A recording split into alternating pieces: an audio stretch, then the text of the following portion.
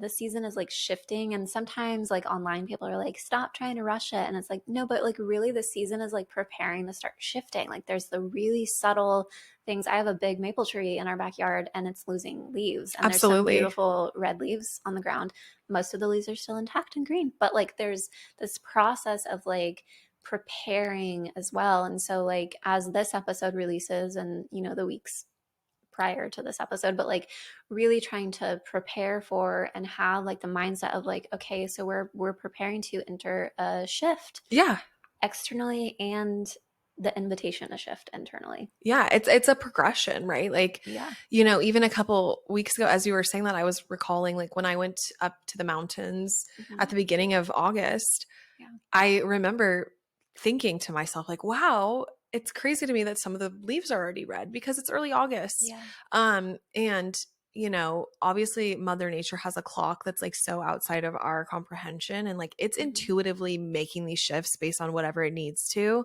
Um, and I think that like there's a big distinction between that and walking into a department store and being Yeah. like, it's only a matter of time before we're seeing Christmas decorations, folks. And I just It's want not already. to, yeah, no, exactly. Like, Yeah.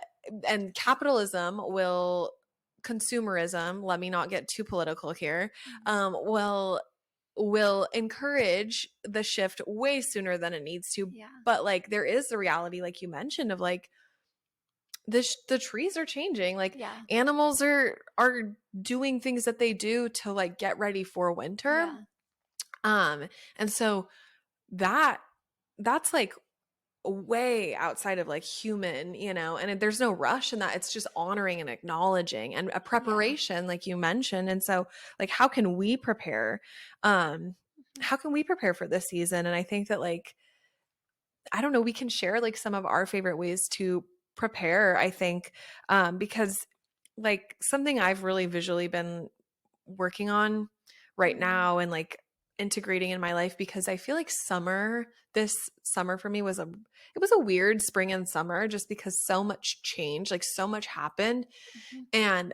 And the winter and fall of last year were really intentional. Like I Yeah. felt like the programs we did, the Mm-hmm. workshops we hosted, things like that were very like intentionally like had me present. And then like spring hit and all these things happened, and Mm-hmm. I like was traveling in the winter, and then I like came home, and then Mm-hmm. all this stuff like sort of bloomed.